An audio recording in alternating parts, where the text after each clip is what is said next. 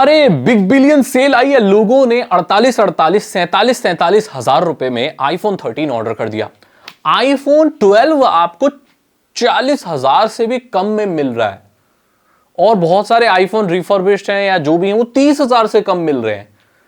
मतलब क्या हो रहा है, इतनी सस्ती आईफोन क्या हो क्या रहा है ये नकली आईफोन है क्या? लोग बोल रहे हैं सागर भाई नकली आईफोन बिक रहेगा इतने सस्ते, 40 से नीचे आईफोन मिल रहा है यार, और 50 से नीचे तो वो मिल रहा है, आईफोन 13 मिल रहा है 48,000 रुपीज समथिंग। लोग रात को जागे हुए थे, मेरे यहाँ पूरे मोहल्ले में लोग जागे हुए थे, रात को बाहर बैठे हुए थे, बोले सेल निकलेगी भाई, आज तो ऑर्डर करके ही सोएंगे। मैं बोल अच्छा ये क्या चल रहा है भाई?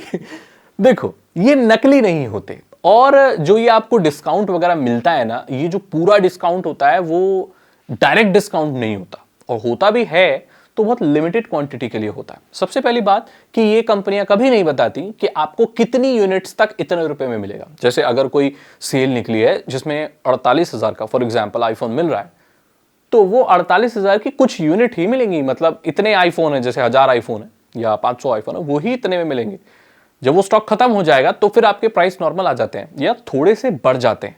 तो ये लिमिटेड क्यों रखते हैं? क्या दुनिया में आईफोन की कमी हो गई है? मैं समझाऊंगा आपको। और ऐसा क्यों होता है कि आईफोन जो मिलते हैं उसमें अगर पर्टिकुलर बैंक का क्रेडिट कार्ड इस्तेमाल करते हैं तो ही हमें डिस्काउंट मिलता है? कभी सोचा है ये ऐसा क्यों होता है? आज बताने वाला हूं आपको। देखिए, जब आप कोई चीज खरीदते हैं ना फ्लिपकार्ट से या अमेजोन से, तो जो अमेजोन को पैसा डायरेक्ट नहीं मिल जाता, जैसे आप पे कर रहे हो और तुरंत उनको मिल गया, ऐसा नहीं होता। कुछ दिन तक उस पैसे को बैंक होल्ड करके रखता है, और ऐसे ही चीजें काम करती है, और 5, 6, 7 दिनों में वो पैसा उस फ्लिपकार्ट के अकाउंट में या अमेजोन के अकाउंट में ट्रांसफर होता है।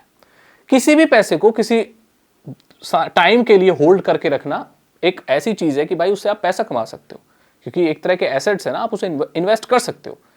हालांकि एसेट वैसे नहीं कर सकते हो आप। बैंक पैसा कैसे कमाता है? बैंक पैसा कमाता है जो हम पैसा जमा कराते हैं या फिक्स कराते हैं, उसको वो किसी को लोन दे देता है, और अगर वो किसी को लोन देता है तो उससे पैसे वापस तो लेता है, उससे ब्याज भी लेता है, इंटरेस्ट भी लेता है। सो जो पैसे हमने आईफोन खरीदने के लिए दिए वो दरअसल बैंक के पास गए। पहले बैंक उसे 6-7 दिन रख के उसे इन्वेस्ट करता है और उसमें से उसके पास रिटर्न आते हैं। जैसे मैंने अगर 50,000 का आईफोन खरीदा, अब वो 50,000 एसबीआई के पास गया, क्योंकि मैंने एसबीआई को पे किया है या एसबीआई का कार्ड इस्तेमाल करके पे किया है, तो एसबीआई उसे 7 दिन रखता है। किसी पैसे को 7 दिन रखने से उसकी कुछ इंटरेस्ट आते हैं। तो वो 50,000 उसने फ्लिपकार्ट को दे दिया, और उस 50,000 पे जो इंटरेस्ट बनती है वो बैंक का मुनाफा हो गया, और वही मुनाफा आधा करके हमें डिस्काउंट के रूप में मिलता है, वही डिस्काउंट होता है। जैसे आप देखोगे, और एक और चीज है कि जब आप कोई क्रेडिट कार्ड इस्तेमाल करते हो तब आपको डिस्काउंट मिलता है। क्रेडिट कार्ड दरअसल एक बहुत बड़ा जाल है लोगों को कर्ज में फंसाने का, और मैं बिल्कुल भी इसके पक्ष में नहीं हूं। क्रेडिट कार्ड मतलब कि जितनी आपकी हैसियत नहीं भी है, जितने आपके बैंक अकाउंट में पैसे नहीं भी है, आप उससे ज्यादा शॉपिंग कर सकते हो। सो बैंक चाहते हैं कि ज्यादा से ज्यादा आप क्रेडिट कार्ड लो, और ये अपने क्रेडिट कार्ड को ज्यादा पॉपुलर इसलिए बनाना चाहते हैं इन सेल वगैरह में अटैच करके, ताकि ज्यादा से ज्यादा लोग उन कंपनी का क्रेडिट कार्ड लें। अब लोग उस कंपनी का क्रेडिट कार्ड सेल में डिस्काउंट लेने के लिए ले तो लेंगे, लेकिन उसके अलावा भी उसका बहुत इस्तेमाल करेंगे। जैसे अगर किसी के पास पैसे नहीं है, सैलरी आने वाली है, तो भाई चलो ठीक है थोड़ा ले ले क्रेडिट कार्ड से, बाद में उसका बिल पे करते रहेंगे। अब जो बिल पे करते हो वो एट पार नहीं करते, पूरा एकदम वो नहीं करते, उसमें थोड़ा आपको एक्स्ट्रा भी चार्ज देना पड़ता है, और यही बैंक की कमाई होती है। इसी तरीके से बैंक और कोई भी फाइनेंशियल इंस्टीट्यूट काम करता है। यही है कि भाई इसीलिए आपको डिस्काउंट मिल पाता है। अब आप समझ गए होंगे। एक और बात भी है कि जब कोई नया आईफोन लॉन्च होता है ना, तो पुराने आईफोन के रेट ऑटोमेटिकली कम हो जाते हैं। अगर ये कम नहीं होंगे तो लोग उन्हें खरीदेंगे नहीं, और वो डायरेक्ट ई वेस्ट में चले जाएंगे। क्यों? जैसे कि आईफोन 14 आया है, अभी आईफोन 13 भी उतने का मिलेगा और 14 भी उतने का मिलेगा। तो आप मुझे बताइए, आप 14 खरीदोगे या 13 खरीदोगे? कोई भी साउंड माइंड वाला इंसान यही बोलेगा कि भाई हम 14 खरीदेंगे, हम 13 को सेम रेट में क्यों खरीदेंगे, ये जानते हुए कि वो पुराना स्मार्टफोन है। इसीलिए इसके प्राइस को कम कर दिया जाता है। अब कम कर दिया जाता है सबसे पहले उन ई कॉमर्स जायंट के लिए किया जाता है जो ज्यादा मात्रा में फोन खरीदने की कैपेबिलिटी रखते हैं।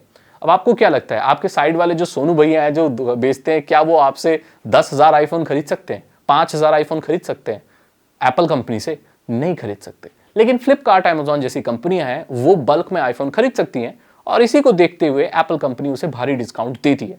तो इसका मतलब है कि जो आईफोन अभी आपको शायद 48,000 रुपए में मिल रहा है, वो फ्लिपकार्ट को शायद 45 या 46 या उससे भी कम में पड़ा होगा, क्योंकि उन्होंने एप्पल से बल्क में खरीदा है। अब आप समझ गए होंगे कि जो आईफोन आपको मिलता है वो नकली नहीं होते, वो ओरिजिनल ही होते हैं, लेकिन आपको भारी डिस्काउंट में सेल में मिल जाते हैं। वजह क्या होती है वो मैंने आपको बता दिया। अगर आपको वीडियो अच्छी लगी तो लाइक करें, अपने दोस्तों के साथ शेयर करें। साइबर सिक्योरिटी और इथिकल हैकिंग में इंटरेस्ट है तो डिस्क्रिप्शन चेक करें। 299 रुपीज के 3 इथिकल हैकिंग कोर्सेज हैं, आसान भाषा में आपको इथिकल हैकिंग सिखा देंगे। मैं मिलता हूं आपसे अगली वीडियो में। Thank you so much and good bye.